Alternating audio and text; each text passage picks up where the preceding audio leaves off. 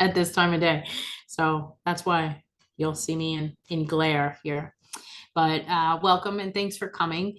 So I was telling Allison too that this project really is close to my heart. Very often I'll do presentations that'll be about a census record or how to you look for death certificates, but like this is an actual project, and I think it's really practical to hear how other people solve problems in genealogy.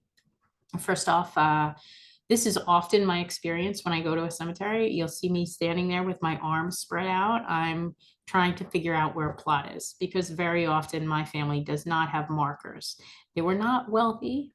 So affording a stone even back in the past was kind of an expense that my family couldn't take on. I've been doing genealogy research for over 30 years. That number is actually getting much bigger. So we're just going to leave that plus on the end there to be all encompassing. I am not a certified genealogist. I am an academic librarian with lots of experience in genealogy research. I have a master's in library science and a master's in public history from St. John's University.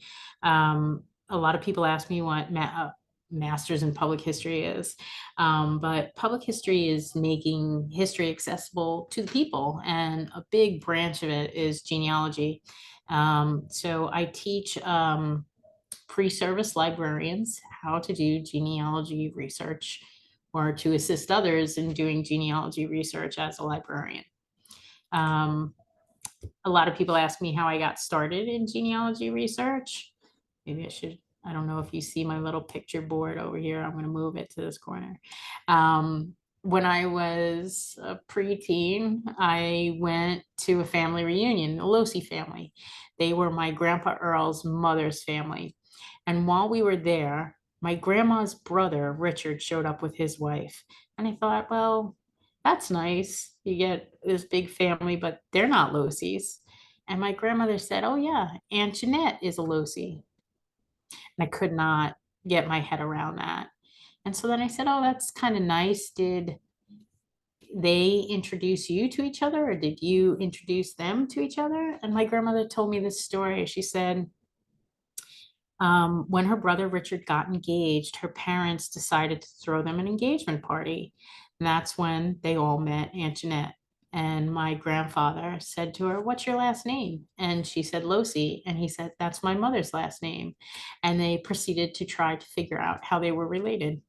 And it turned out they were second cousins. But as a kid, I could not get my head around that. And so I had to draw it out on a map how they were related. And if you've been doing genealogy research for any time, you know that once you answer a question, you have a dozen others. So I have just never stopped doing my genealogy research. And that's Aunt Jeanette right there. I blame all my researching on Aunt Jeanette. So when I started graduate school, it takes up so much time. So much work in graduate school. So I started to set genealogy research goals for myself. And every year in January, I sit down and think, well, what I'm going to try to do this year. And in 2012, I decided I was going to start a blog. And so this is my blog. It is digging up the dirt on my dead people. It's a funny name, but I write in that blog about my dead people. I write stories, I write about research I've done, but I anonymize the living people because they're not just my dead people, right? They belong to my whole family, everybody who's descended from those people. It's their dead people too.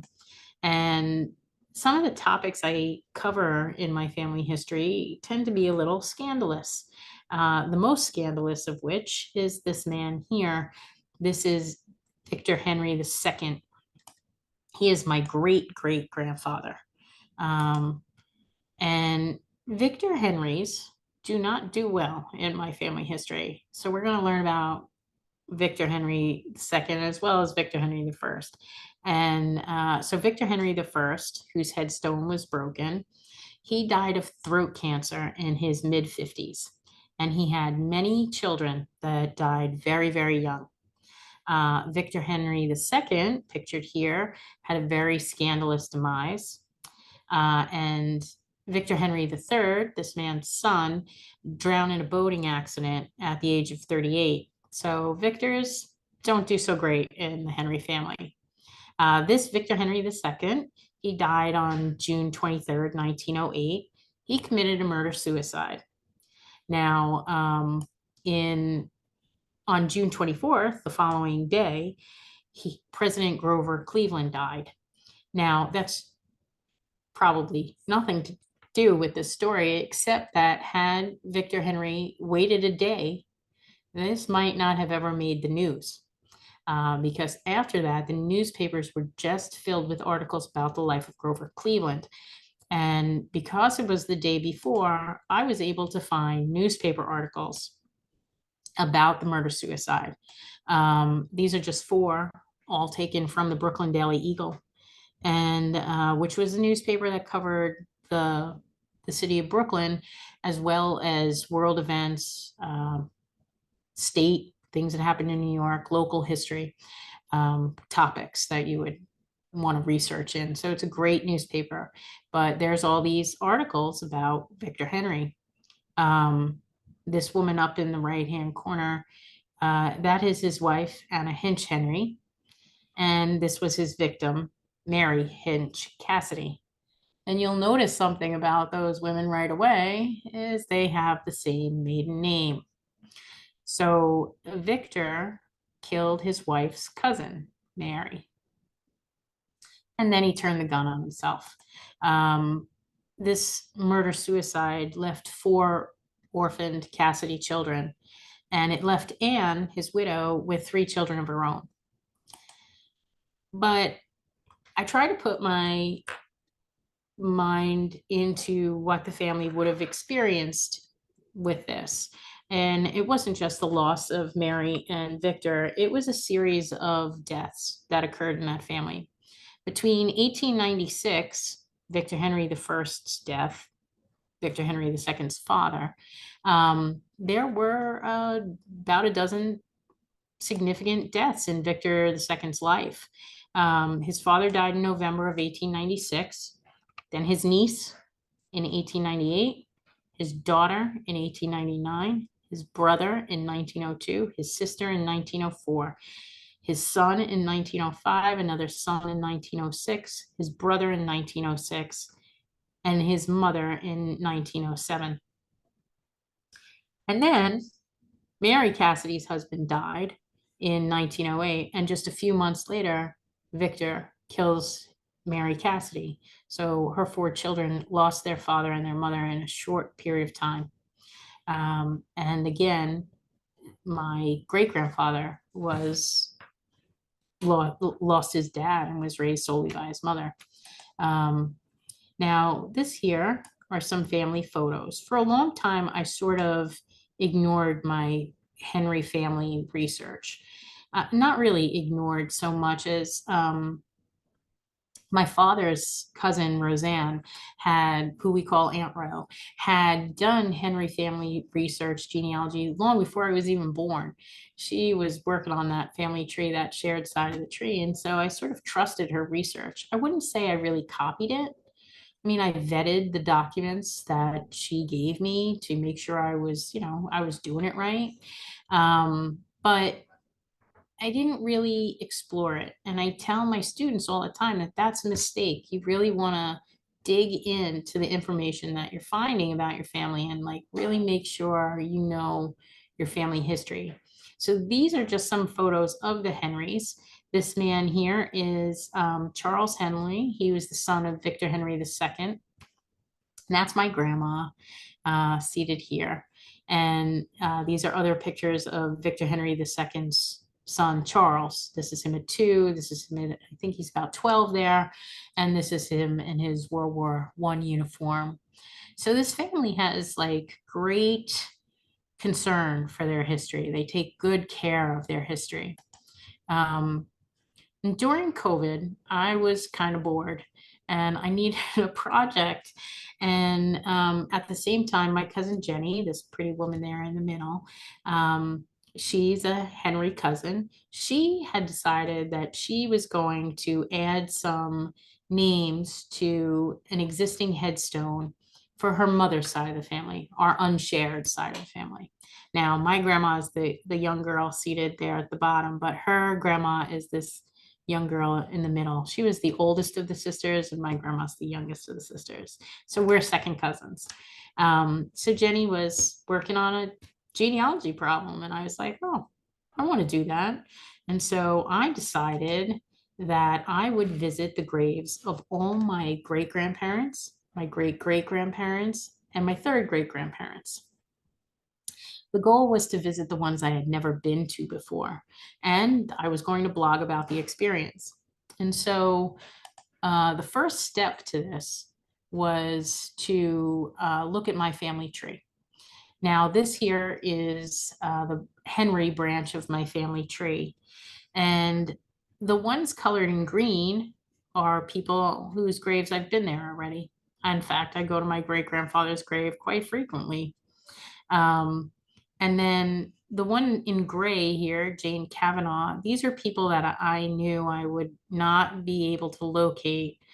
Um, I knew that Jane Kavanaugh, which was Annette Hinch's mother, so Victor Henry, the second's mother-in-law, she had died in Ireland. And we don't have a date of death. We don't have a date of birth. I just know that she died before her husband and her children came to the United States. And so I knew like I wasn't going to be able to find that and get to that in a year, especially during a lockdown. I wasn't going to be able to go to Ireland and find this grave. And so I focused just on these people who are left here in white. These were plots that I wanted to find a spot for and go to. Now, if you do the math, this has the potential of creating 62 graveside visits because you have 2 parents, 4 grandparents, 8 great grandparents. You add those all up, and that's 62 souls I was talking about. Now, my grandma passed this year, but at the time that I did this project, I had 2 living parents and a nonagenarian grandma, right? She's in her 90s. And so that left me with 59 potential graves to visit. And I had determined that I had already seen about 29 of these. Now, I'm a genealogist, I go to cemeteries. And so that left me with about 30 graves to visit in 2021. And again, 8 of them were just on my Henry branch of my tree. The next step was to collect those locations. So I made this spreadsheet. If you have a Google Gmail account, right, you have access to something called Google Sheets, which is great. It's a great cloud-based place where you can create documents like the spreadsheet, and then it's accessible to you whenever you can get online. So there were many instances where I was in a cemetery and I'm like, oh, wait, what section was that in? And I could just scroll through my spreadsheet and look up the location I had found. And I had found those sections by calling cemeteries. So of the 30 graves I had to visit, 9 of them I struggled to find any information about. They were mostly my French Canadian line and likely buried in Quebec. But I did try to find those, but I couldn't locate them. But that left me with 21 graves I had located. And by located, I mean, I thought I knew where they were buried, either based on a death certificate or an obituary or some family information that I had. And then I had to call those cemeteries and get the actual plot locations. And of those 21 graves, that resulted in 11 cemetery phone calls. These are the 11 cemeteries. And you will note that 6 of those cemeteries, including 14 graves from my list, are in the boundaries of New York City. So I laid them out on a map. This here is the route I was going to have to take. And that's hour and 7 minutes drive to get to all of them. So I had this crazy idea. I could do this in one day. I could go to 6 cemeteries in one day. And I did it. But before I did it, I recruited a cousin to go with me. My cousin Peter, we have shared Henry ancestry. And he's kind of interested in this. And he's often my companion in adventures. So we were going to do this. We are going to hit all six of them. And now I know you're in New Jersey, but New York City has an incredible history of its cemeteries. There's this great blog. You might want to write this URL down for the New York City Cemetery Project. It's a project done, it's the work of one woman, Mary French, who is an anthropologist and museum and archives professional who has been exploring the city cemetery since 2006. Her project has included information for over 350 graves in all 5 boroughs of the city. This includes tiny things where there's only a handful of headstones, churchyards, large cemeteries with dozens, hundreds, thousands, even millions of burials. Like she writes about Calvary, which is the largest of the cemeteries in New York City area. So there's also this section between Brooklyn and Queens that's sometimes referred to as the cemetery belt. It's this green band down here. I'm going to zoom in on it a little. So this is a little over 2 miles of the Jackie Robinson Parkway, and it covers about 15 cemeteries. I've listed them all here for you. I'm not going to read them to you, but it's huge. And Jackie Robinson is actually buried along Jackie Robinson Parkway. He's buried in Cypress Hills. But why this exists is because in the early 19th century, the island of Manhattan was running out of burial space, and bodies were actually piling up in shallow mass graves. And it's written about that the stench from these graves was overwhelming in places, and it's been connected to the accumulation of human corpses was connected to the spread of typhus, cholera, yellow fever.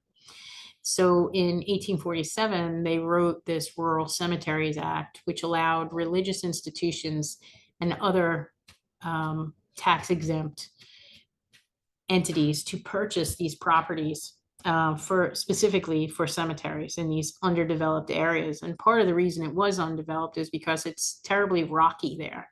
And so it made for terrible farmland. And farmers didn't want it, and they had this expansive space, and they needed to get these cemeteries out of the city of New York. Well, I'm talking about Manhattan, get them out of Manhattan. So they moved them out to Brooklyn and Queens. And according to a 2017 New York Times article by this man, Keith Williams, he wrote that more than 5 million people are buried in Queens alone. That outnumbers the living there by more than 2 to 1. So if you know anything about Queens, it's cemeteries and airports. That's what's going on there. So the next step was to actually go visit these. And on Saturday, April 24th, 2021, 3 years ago now, my cousin Peter and I visited all 6 cemeteries and had lunch in 6.5 hours. We did it. Our second stop on the trip was to St. John's Cemetery. We had 4 graves to visit there for 5 of our direct ancestors. Our 4th and final grave to visit was for our 3rd great grandfather, Victor Henry I, the man who died of throat cancer in his 50s. I'll tell you a little bit about St. John's Cemetery. It was established by the Catholic Diocese of Brooklyn in 1879. It's not the first Catholic cemetery in the Brooklyn Diocese, but it is the largest. Now, some of you might think, oh, isn't Calvary Cemetery? If you're familiar with the cemeteries in the city of New York, Calvary is the largest, but it's not part of the Diocese of Brooklyn. It's the Diocese of New York. So there's 2, a very close diocese. St. John's Cemetery is the location of the main office for all the cemeteries for the Diocese of Brooklyn. This includes Holy Cross in Brooklyn, Mount St. Mary's in Flushing, Queens, very close to St. John's. St. Charles Resurrection Cemeteries, which is located in Farmingdale, which is where I work, where I'm in right now, Farmingdale. Those are all managed by the central office. The cemetery itself is located in Middle Village, Queens. It's about 190 acres, divided into two parts, as you can see in that image. Um, that it's cut apart into these two pieces by Metropolitan Avenue. It was consecrated on November 27th, 1881, and by 1889, just 14 years later, that north section there had about 32,000 burials in it. It's tremendous cemetery. There are sections of it that are set aside for diocesan priests, so there's a section in there for different churches as well, or there's a section also for nuns. Some of its more notable interments include Lucky Luciano, John Gotti, Carlo Gambino, Carmine Galante, Vito Genovese. You might understand then why they call it the Mafia Cemetery, but it's also the burial place of Mario Cuomo, our New York State governor, Geraldine Ferraro, who ran as the vice presidential candidate in 1984, Charles Atlas, the bodybuilder, and Robert Mapplethorpe, the very controversial photographer. But these are my people. So our first stop was to see my Sauer relatives, Agnes and William, whose children are buried with them, also named Agnes and William, not real creative in naming. The next stop was to visit Anne Hinch Henry. And this is Victor, who committed the murder-suicide. This is his wife, my great-great-grandmother. And that's her there. This is what I'm more familiar with. This is my third great-grandmother's burial location. This nice, what is it, a rhododendron? This is usually what I'm faced with. I get to a spot, we'll walk around all these headstones, and as soon as you get to that empty section, that's my people. We don't got headstones. But then we went looking for Victor Henry I. And you see him there? Oh yeah, right there, that nice broken one. That's him. I was very unsure of that was Victor Stone. My cousin Peter and I walked up and down that line. It told us it was grave 107, and we just went back and forth and back and forth. And finally, we looked at the broken one. It was a large piece of white marble. It stood about 4'10", which is my height. It's little for a person, but it's big for a headstone. And I had at one point had a monument company go out to evaluate to see if it actually could be repaired. And they told me it could not. It was too brittle. Marble does not really hold up as well as granite does, which is the typical stone that we use now. We could make out some of the text on it. It looked like it said, in memory of Victor Henry, died November 9th, 1896. Age, I don't know what it said. Joseph Henry, couldn't make out the date, 1902. I think what it said was Victor Henry, 58 years old, and Joseph Henry died May 30th, 1902, age 18. This would have been Victor Henry II's brother, Joseph. So now what? I see this broken stone and somehow I am compelled to get this fixed. I think maybe it was in part because my family so rarely does have stones that to see one of them in this condition, I wanted it fixed. And so I made 2 phone calls. I called my cousin Jennifer, talked about her project with her, and she told me that I might need the permission of all the living descendants in order to modify that existing headstone, because that is what she was having to do for another Catholic cemetery in New York City. That's what was taking her so long in her project. She had to accumulate all these documents to prove that her family would allow her to make this modification. I also called St. John's Cemetery and got a verbal list of the people interned in that plot and some history on the plot, which I had never heard this before, but apparently it was a used plot. Someone had been buried there before my family owned it. A young girl had died, and many years later, when her mother died, they had the young girl exhumed and moved to be buried with her mother in a larger family plot. So my family bought a used plot, which I had never heard of, and kind of makes sense to me that my family would be buying the used plot. Um, they also had to call me back to explain the procedure to me and tell me what my back care fee was. I have a back care fee? I was shocked by this. Like, what do you mean? I don't own that plot. What do I owe you? So anyway, while I was waiting for them to call me back, I started considering who all these living descendants are of. What did I have to know all the living descendants of Victor Henry who was buried in that plot? So I went through all my records I had about Victor Henry I.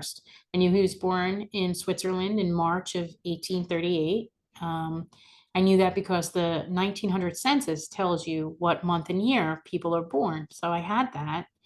I knew he died November 9th. It was on the headstone, but I also had gotten a death certificate from the city of New York a long time ago. And that told me he had died in Woodhaven, Queens, and that he was buried in St. John Cemetery. I knew his cause of death. I knew he spoke French. I knew he was married to Mary Carillion in about 1874 in New York City, who was also of French descent. And I knew they had 6 children. Um, Victor Henry II had 6 kids. 3 lived to adulthood. That was my great grandfather and his 2 siblings, Victor Henry III, who had died in a boating accident with no children, and a sister. And I knew all those descendants. Then there was a child named August who had 2 kids. Only one lived to adulthood. His brothers, Joseph, Victor Henry II's brothers, Joseph and Louis, died as children. And then he had a sister who died at age 30 who had no children. But I didn't know who this sister Elizabeth was. And again, I had never really dug into my history on my Henry family. So here was a chance for me to find new information. The assumption had been that Elizabeth died as a child. She was born in 1876. I see her in one census with her parents, the 1880 census. Now, the 1890 census is gone. Now, if you're new to genealogy, you might not know that. But anyone who's doing American genealogy quickly learns this and about the destruction of the 1890 census. It is often brushed off that this was the result of a fire that we lost it, but that's not really the truth. The 1890 census actually sustained 2 fires, one on March 22nd, 1896, and another on January 10th, 1921. But ultimately, it wasn't destroyed by the fire. It was destroyed by Congress. The first fire in March 1896 was at the Department of the Interior Storage Facility on E Street in Washington, D.C. And that fire destroyed or damaged most of the special schedules. Those are things like the mortality schedule or the agricultural schedule that often came with census records. The second fire on January 10th, 1921 was at the Commerce Building where this was being stored. Now, maybe you're wondering why wasn't it stored in the National Archives? Because it didn't exist yet. So that fire in the Commerce Building destroyed about 25% of the 1890 census. And the other 50%, another 50% of it was damaged by smoke and water putting out the fire.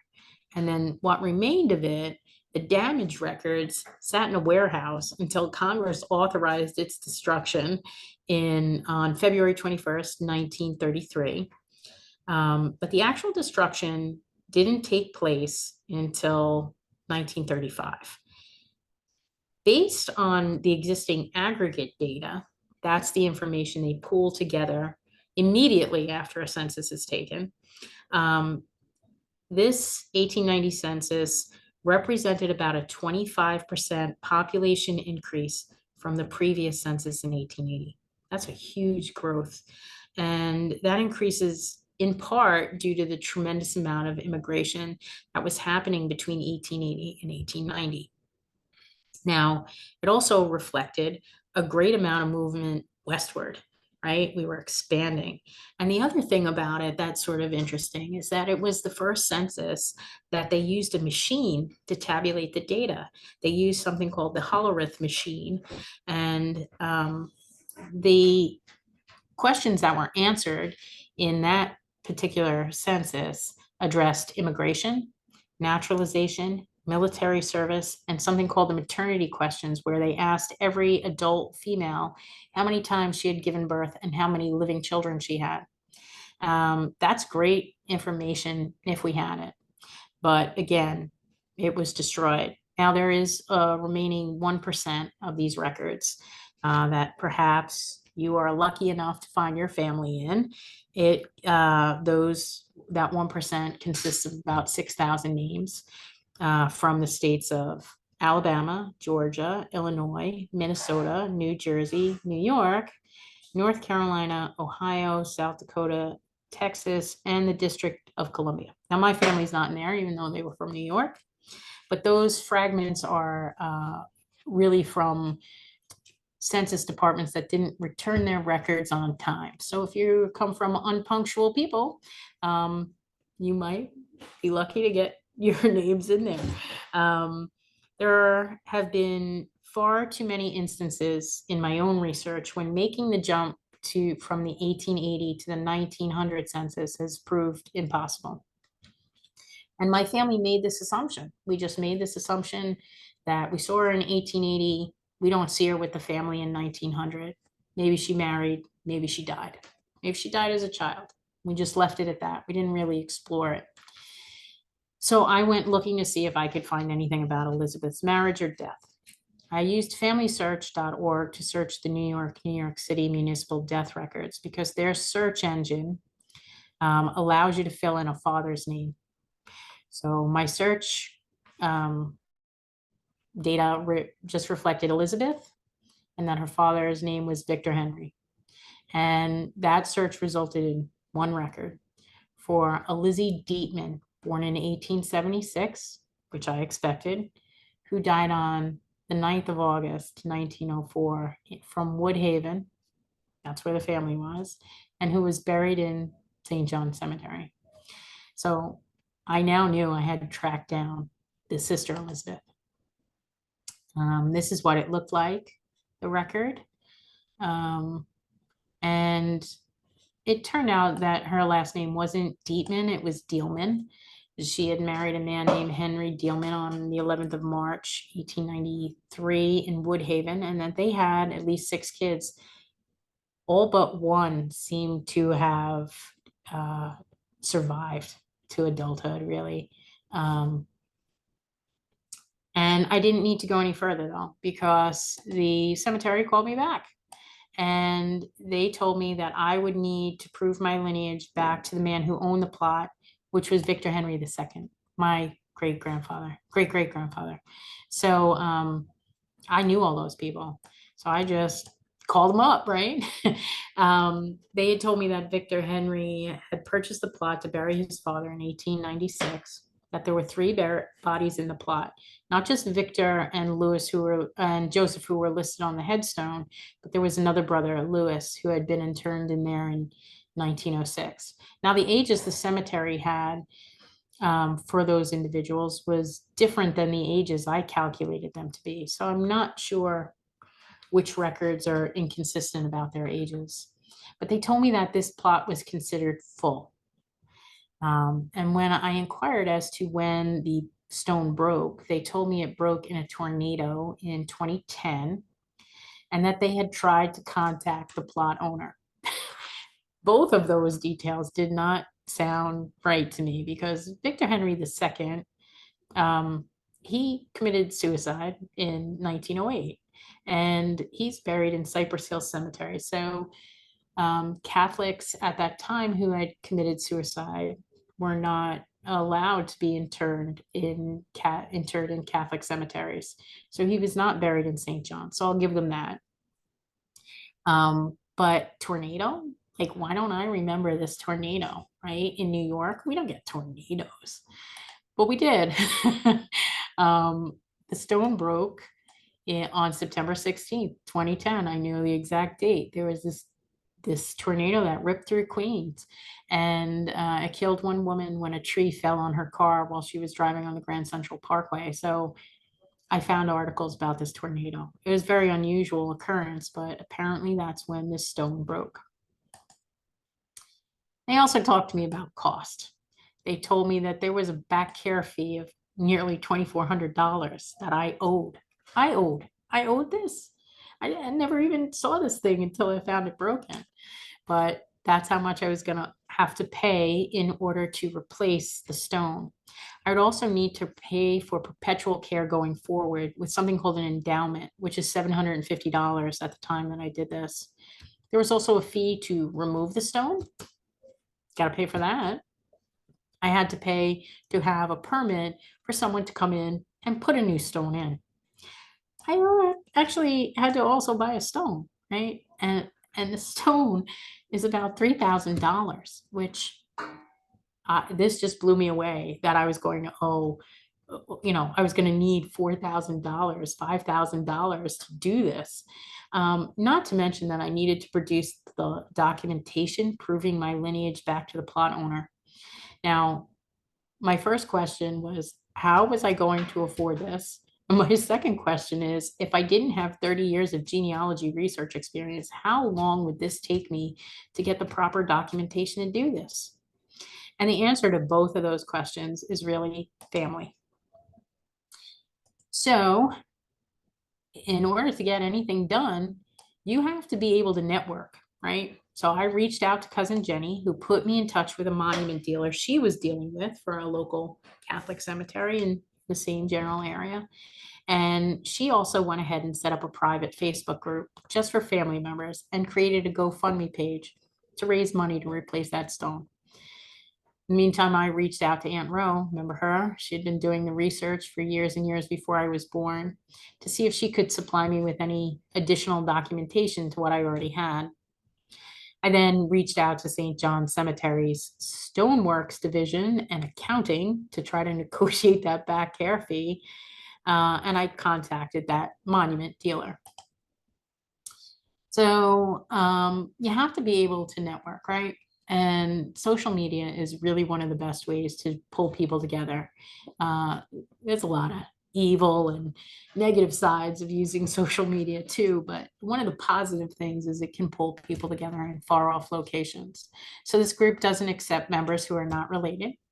But through it, we posted our GoFundMe page, and the group did much more than just raise the funds necessary to get the stone replaced. It brought together family members to share stories, images. We had documents some of us had never seen before shared through this family group page. These are some of them. This gentleman over here in the left corner, that's August Henry. That's Victor Henry II's brother, August, who became kind of the patriarch of the family. And that's him there at a much later age.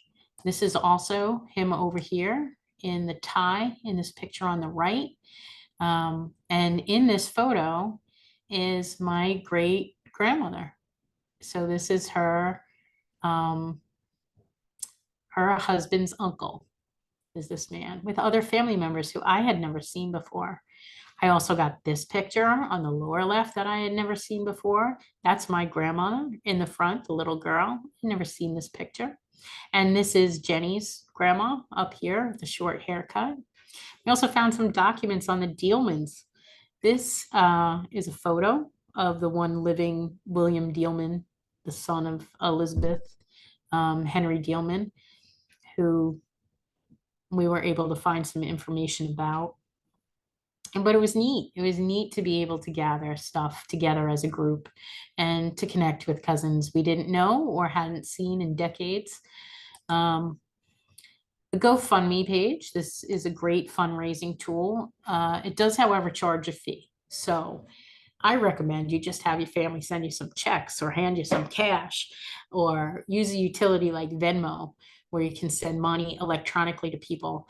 But when you have family all over the country like we do, or and they want to contribute to your funds electronically, GoFundMe is an option. And we nearly met our fundraising goal. I mean, not at the time that I took the screenshot. We were halfway there. But we did meet the goal. And I negotiated that back care fee, that $2,339.50. I got reduced to less than $2,000.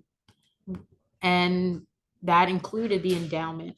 So the balance on the account, aside from the endowment, is the $1,139.50, which will need to be paid the next time somebody goes to be buried in that grave. But they told me that plot was full. They then informed me that you could use ground penetrating radar to determine if there is additional space for more burials in that plot. So that's something to keep in mind. If you've been told your family plot is full, you can ask them to make sure there's not additional space in there. So after I paid them my $1,950 by check, I was then able to contact the monument dealer to order the stone. And it was the monument dealer who ensured that all the documentation for my lineage was proved. This is all the documentation I had to send them. My birth certificate, which connected me to my father, his birth certificate that connected him to my grandmother, her birth certificate that connected her to her father, their marriage record, my great-grandparents' marriage record, a letter from the city of the municipal archives about my great-grandfather's birth, Victor Henry II, the plot owner's death certificate, the plot owner's marriage record, a letter from Catholic Cemeteries that my Aunt Ro had from 1983, giving her the plot location, and Victor Henry I's death record, along with this incredible document that I have pictured over here. This here is the actual receipt from the undertaker for the funeral for Victor Henry I from November of 1897. Well, November 1896. The receipt is dated July 1897. I couldn't believe my family had this. I can't find the receipts for the books I bought last week, right? Get it? I can't believe they have this 125-year-old death certificate in their files. Incredible. It was through this document that I learned that there's a difference between caskets and coffins. I didn't know that. And if you don't know, a casket means that it's hinged. A coffin is wider at the shoulders, narrower at the head and feet. So those things that look like vampires, caskets, those are caskets. Coffins are hinged. And we can see that Victor Henry I went into a coffin. Crazy amount of information that they had. Then we had to choose a headstone. The monument dealer provided me with so many choices, it was overwhelming. I asked a lot of my cousins for their input. I knew I wanted something with a prominent cross on it because, you know, the stone that broke had a cross on the top that was probably about 15 inches tall. But then one day I was walking around the cemetery and I saw this one and I thought, this is awful pretty. I like the engraving. So I sent this photo to the monument dealer and he said, sure. What epitaph do you want on it? Now, the epitaph is that little bit of text at the bottom of this headstone, and most of them say rest in peace or pray for us. You know, you can spin around in the cemetery and see that. So I didn't want that. I wanted something different. So I considered this French phrase there, intégralement payé. My French is terrible. But it means paid in full, which I thought was just funny. Although that plot's not paid for in full, so I guess that wouldn't have worked really. So then we ultimately decided on the phrase, love your family. And before I talk about that, you should inform your family if you have a plot that has perpetual care on it. Now, sometimes it's actually engraved into a stone, or you'll see a sticker on a headstone that'll say perpetual care. That means that when your family bought that plot, they paid for the upkeep around that grave forever, in perpetuity, forever. A lot of people don't pay that fee. They preferred to pay the annual fee. because like my family, they were broke. And so they would rather pay the $5 a year or $10 a year that it was than the larger fee and be done with it. And additionally, as you could see, they weren't paying perpetually. They weren't paying every year on it because I owed 2 grand on taking care of their perpetual care. But love your family phrase we came up with is my cousin actually came up with, but my sister thought it should have a comma, like it was a gift, like love your family. But I think it's more of directions. And so we left it like that. And on Wednesday, July 21st, 2021, I went and I paid that monument dealer, put a down payment on that, a gray granite stone. And I was informed that it would take about 3 months. And while I was thinking about that, like, why would they have such a problem with my epitaph? What would not get this approved? That I kind of couldn't understand, but there's an approval process. But while that was going on, I was kind of thinking about it, and I realized that this is probably the last significant purchase that Victor Henry II made before he took his own life. Because that stone was purchased after the death of his brother Joseph, because his name was on it, but they didn't have Lewis's name on it. So it was purchased sometime between 1902 and 1906. And it was certainly before 1908 when Victor II takes his own life. So I kind of felt like this must have been a big purchase for them. It was a tremendous stone. And I kind of felt good being able to put that back for them. And on November 9th, 2021, which was the actual 125th anniversary of Victor Henry I's death, the new stone was installed. I like it. It looks pretty good. And there's my love your family there. I also took that cross home. When I went back to visit, they were going to charge me money to take the stone away. So I took the cross piece and I took it home and I cleaned it up. You see process it took to clean it. And I put it in, we have the Madonna, my dad calls it the Madonna on the half shell. That was my grandmother's in her yard for years that we have in our yard. And so I've put the cross with it. But in summary, this process will vary from cemetery to cemetery, and it is expensive. But you need to remember why you're doing this. You're doing this because you love your family, right? And with that, I'm open to any questions that you may have now or may have come in through the chat, or you can email me. There's my email address. It's pretty simple. It's my first name dot my last name at gmail.com. And are there any questions?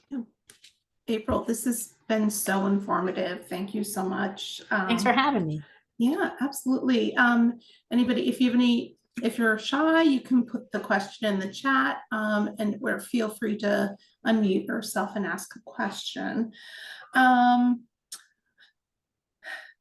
So I actually have a question quickly. I'm sorry. Oh, actually, Donna, you go ahead. You unmuted. Okay. I can wait.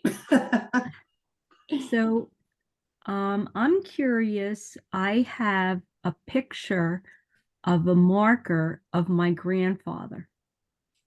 And my mother, which is her father, always wanted to know where he was buried because there was turmoil in the family. So she was not invited and they didn't know anything about his burial.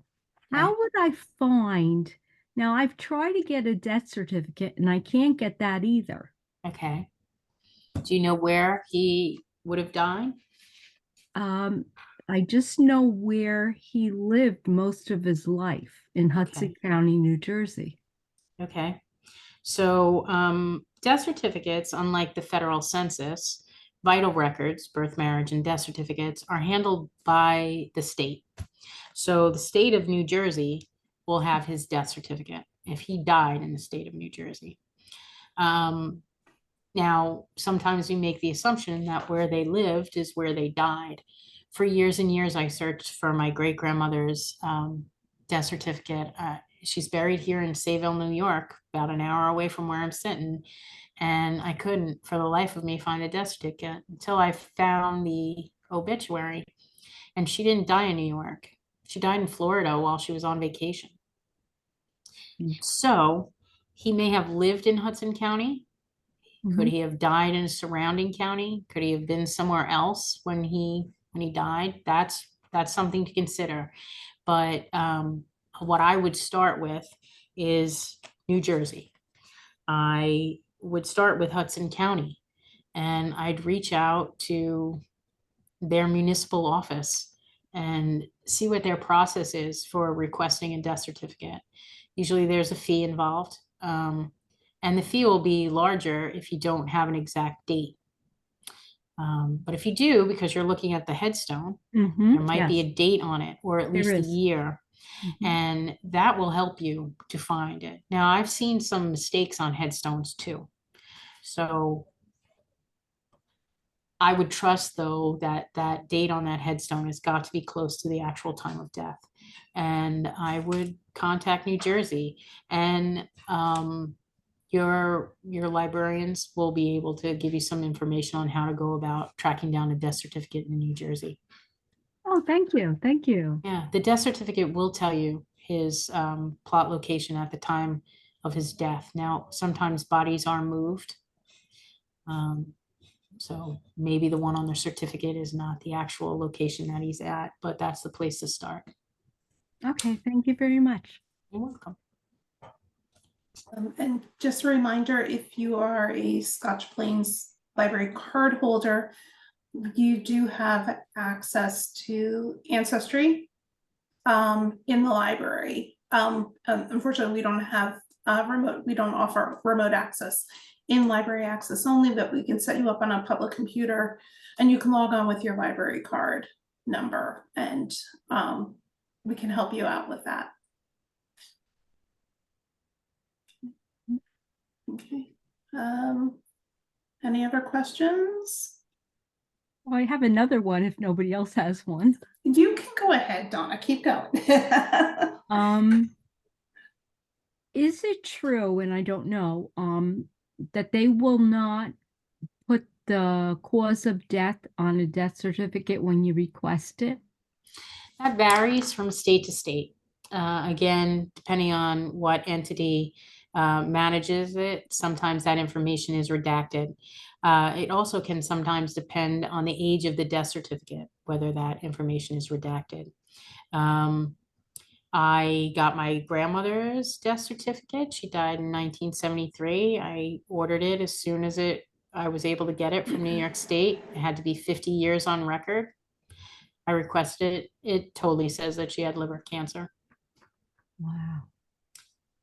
New York City, I know you're in New Jersey and I'm talking about New York City, but New York City recently made their historical vital records available for free online. And they all show the Wow. cause of death. So depends. Where would I find them? The New York City Historical Vital Records, it has a strange URL. You don't mind if I pull that up, do you? No, go right ahead. And Okay. I've actually accessed it and got my great uncle's death certificate through the vital records. And I did have to pay a fee to get a physical copy of it, but otherwise it's free online. Well, yeah, they digitized it and you can actually print out the certificates now. Let me show you. New York City Vital Historical Records. So it's this website. You can Google what I Googled, New York City Historical Vital Records. When you click on it, it looks like this. I don't know if you're still seeing my screen. I do. Okay, good. And you can search. The URL is up here, but you can search by certificate number if you have it. If you found it in a database on Family Search or Ancestry, you have a certificate number, you can put it in there, or you can search by last name. Let's see, I have a death certificate. I'm going to search by last name. I want a death certificate. Last name Henry, first name Victor. 1908, he commits that suicide, murder suicide in Queens. You click search, and there's the document. Wow. And you can see by looking at it right here, it says gunshot wound through chest, suicide, question mark. And so, I mean, and it's free. You'll also note up here, it has a little print symbol, or I can download it right there. Wow. Now, it doesn't have all of them. If we go back, you'll see they've only done 76% of them. So perhaps your family falls in the section that's not been, but there, if you scroll down, people don't scroll down pages and read, but at the bottom here, it says Guide to Vital Records Collection. And when you click on that, it will tell you what dates are covered, how it's organized, how it's arranged. There is a little chart somewhere that will show you what years are covered and what years are not. So I think if we click on this, it'll take you to the same place. It's not. But when you, is it under here maybe? Collection operation. It'll show you. Maybe it's back on Victor's record. Minimize this a little. Go here. And let's go back to, oh, here. When you do the main search page, if you go to vital records, digital vital records, it shows you the chart. Like these are births, and it shows you in dark blue what has been digitized, and in purple what is delayed and none available.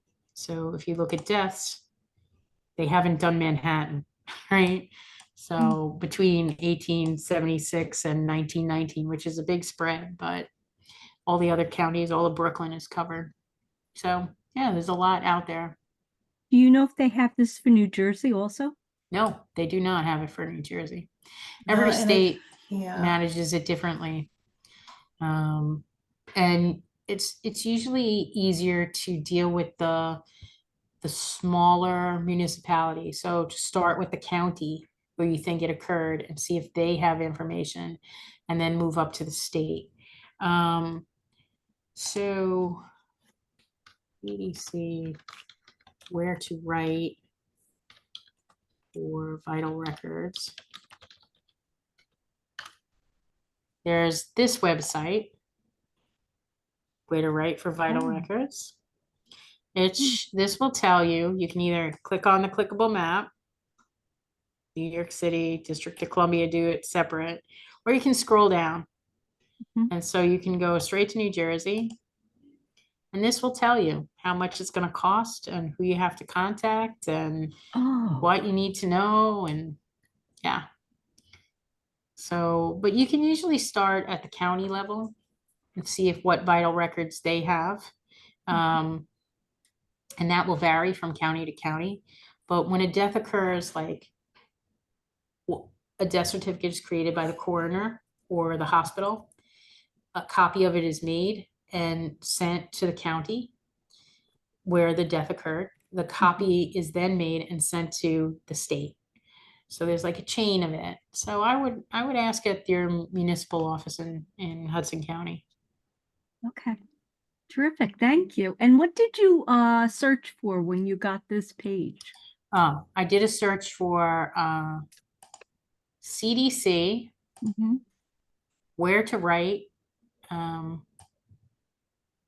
Should have been 4 vital records, and it takes me to this website, which is cdc.gov/NCHS W/index.htm. Great. And I Thank use you. this a lot because when I work with clients doing genealogy research outside the neighborhood my family lives in, I'm like, I don't know how to find death certificates for Utah, like, let's see what you gotta do. And some states do have their vital records right on Ancestry. Vermont is one of the states that all their stuff is on Ancestry. Yeah, somebody did a family tree on one of the sides of my family, and it's on Ancestry, but I don't have the membership, and I used up the free trial, and I can't access it. Is there some way you can access it even if you're not? Okay. Yeah, you can use Ancestry, the library edition, for free in your public library. Okay. And the content of the library edition is exactly the same as the content for a personal subscription. Same exact records. The only difference really between a personal subscription and the library edition is some of the features, like you can't email other users. You can't attach records to trees. You can't save records to a little thing they call the shoebox. But in terms of content of records and trees, you can look at it. You can look at it on the library edition. Thank you. No problem. I can include the URLs that April discussed in a follow-up email to everybody. Oh, So you'll yeah, have that thank you. information. Yeah. I love the write-up for this presentation. And Oh, good. it really grabbed me. Like I had to see this. I really didn't realize it was going to be on genealogy. I thought it was on a book you wrote. Oh, well, I could write a book, You but didn't no. get it, April.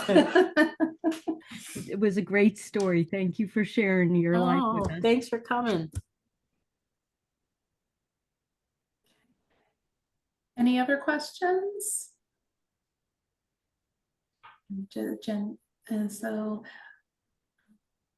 I think that's it. I Unless think you had a that's question, it. Allison, did you have I think you addressed it already about Okay. getting the permissions from other descendants. And I guess, is it a case by case basis for each cemetery? Yeah. Yeah, what they need. Like the cemetery where my great grandparents are buried, they don't have a marker, but I Mhm. know that my grandfather has the deed to it. So my Mhm. grandfather has passed. But if I went in with that deed,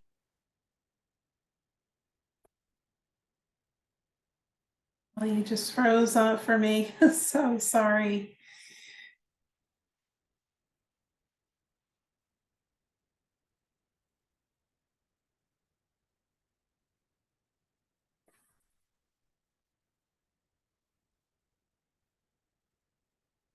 Have other lectures that you put out on Zoom? the library, No, oh, yourself. just me, myself. I speak at a lot of libraries, and some of them are recorded and they are placed, but I haven't really done my own. I've thought about putting up some YouTube videos though. I probably should.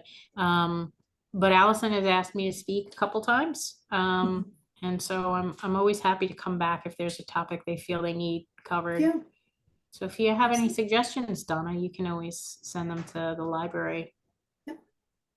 Thank you. Always open to suggestions, and we have and we have the previous April's previous programs on our YouTube channel for view, so I can include that as well. When I said the link, I'll send the link for this program, and it'll also show the other programs as well.